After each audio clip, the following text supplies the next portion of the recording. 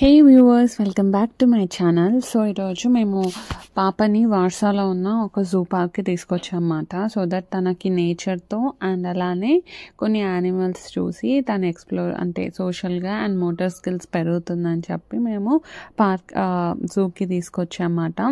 So బేబీస్కి, టాడ్లర్స్కి ఎవరికైనా కానీ like నేచర్తో ఎప్పుడు టైం దొరికినా వాళ్ళని ఆడుకొనివ్వాలి. అవుట్డోర్ యాక్టివిటీస్ బాగా చేయించాలి. మనము ఇండోర్గా ఎప్పుడు ఉంటారు అంటే ఇంట్లోనే ఉండి వాళ్ళ మైండ్ అండ్ సోషల్ యాక్టివిటీస్ ఎక్కువ పెరగవు.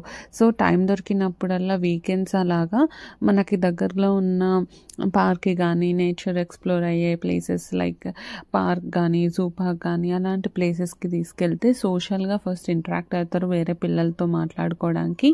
అండ్ దట్టు అలానే బర్డ్స్ని కానీ డిఫరెంట్ యానిమల్స్ని చూస్తూ వాళ్ళకి మనము ఆ నేమ్స్ చెప్తుంటే వాళ్ళు అవి చూసి మంచిగా అబ్జర్వేషన్ స్కిల్స్ పెరుగుతుంది. అలానే మంచిగా నేచర్తో కనెక్టివిటీ కూడా పెరుగుతుంది అన్నమాట.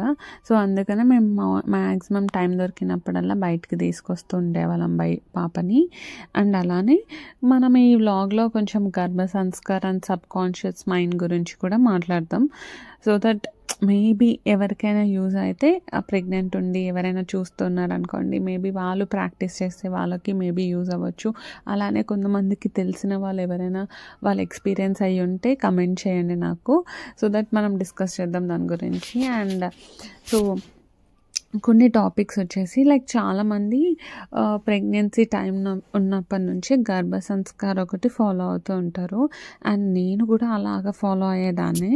సో గర్భ సంస్కారం అంటే లైక్ మనకి అని చెప్తుంటారు కదా, బేబీస్ 5th month ఉన్నప్పటి నుంచి వాళ్ళు వింటారు పొట్టల నుంచి మనం ఏం మాట్లాడినా మనం అన్నీ తెలుస్తుంటే వాళ్ళకి ఎమోషన్స్ అన్నీ అని. అలానే నేను కూడా ట్రై చేశాను అనమాట. సో నేను 5th month or 6th month వచ్చినప్పుడల్లా నైట్ పడుకున్నప్పుడల్లా ఇవి హనుమాన్ దండకం చదవడం అలానే తనకి చెప్పేదాన్ని అన్నమాట. సో నువ్వు బయటకు వచ్చాక మంచిగా పడుకోవాలి టైంకి, ఎందుకంటే న్యూ మామ్స్కి లైక్ స్టార్టింగ్లో నిద్ర ఉండదు, బేబీస్తో కొంచెం అడ్జస్ట్ అవ్వడానికి టైం పడుతుంది. అండ్ బేబీస్ కూడా ఈ వెదర్కి అంటే బయటికి రావడానికి సడన్గా వెదర్కి అడ్జస్ట్ అవ్వడం అండ్ నైట్ టైమ్స్ నిద్ర వాళ్ళకి సరిగా ఉండవు కదా. సో ఇవన్నిటికీ ఉంటుందని చెప్పి నేను ముందే తనకి నువ్వు బయటకు వచ్చాక వెదర్కి తొందరగా అడ్జస్ట్ అయిపోవాలి, అలానే తొందరగా పడుకోవాలి, మమ్మీని ఇబ్బంది పెట్టద్దు, నువ్వు మంచిగా ఉంటే మనం బయట మంచిగా ఎంజాయ్ చేయొచ్చు అని చెప్పేదాన్ని అన్నమాట.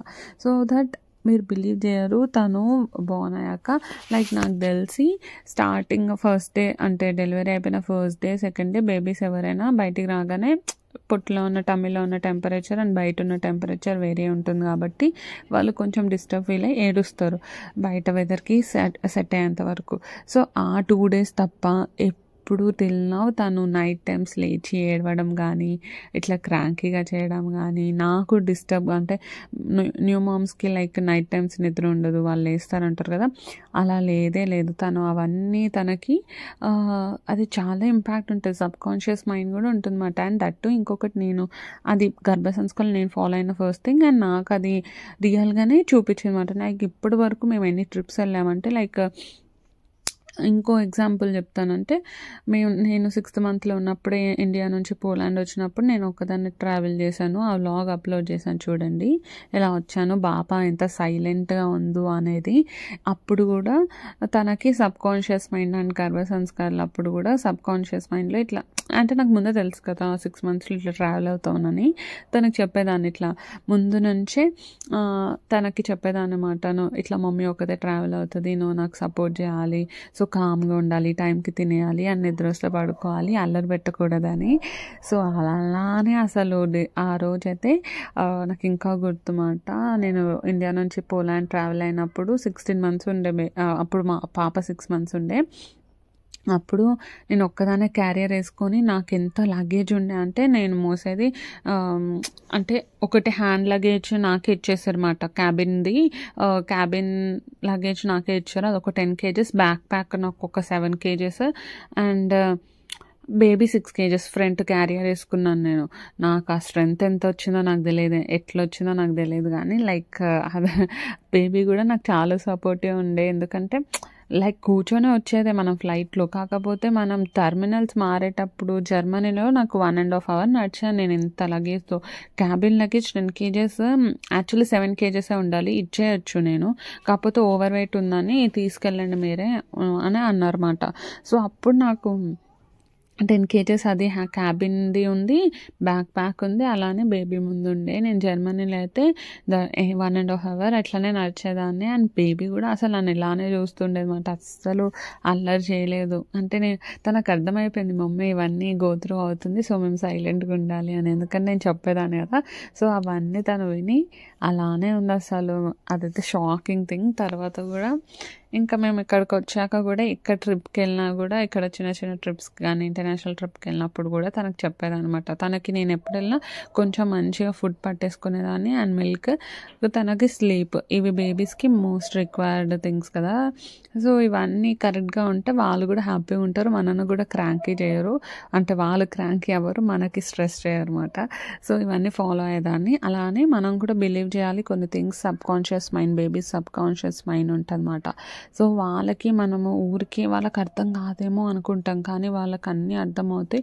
మనం ఎందుకంటే ప్రాక్టీస్ చేయాలి, అవి వాళ్ళకి చెప్తూ ఉండాలన్నమాట.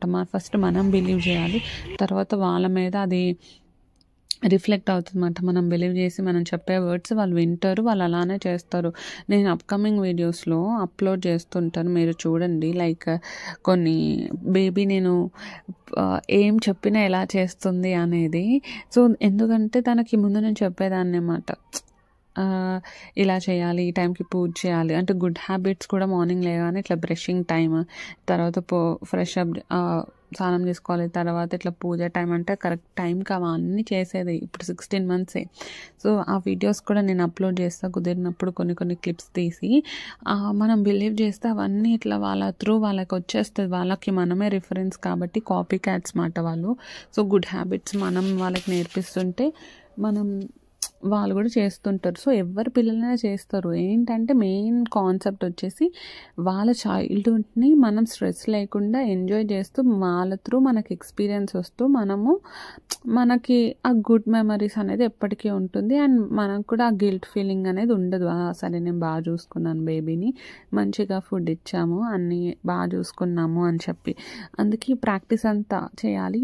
ప్రాక్టీస్ అంతా చేయడానికి చాలా పేషెన్స్ కావాలన్నమాట. సో అన్నీ బిల్డ్ చేసుకుంటూ ఇవన్నీ ప్రాక్టీస్ చేస్తుంటే చాలా హ్యాపీగా ఉంటారు. సో మీరు ఎలా ప్రాక్టీస్ చేస్తుంటారు, మీరేం ఫాలో అవుతుంటారు అనేది కూడా నాకు కమెంట్ చేయండి. అండ్ నెక్స్ట్ అప్కమింగ్ వీడియోస్లో బేబీతో ఇట్లా క్లిప్స్ అన్నీ కొన్ని తీసి ఆమె చేసే గుడ్ హ్యాబిట్స్ అన్నీ పోస్ట్ చేస్తాను, అవి కూడా చూడండి. అది మిస్ అవ్వద్దంటే ఖచ్చితంగా నా ఛానల్ని లైక్, షేర్ అండ్ సబ్స్క్రైబ్ చేయండి.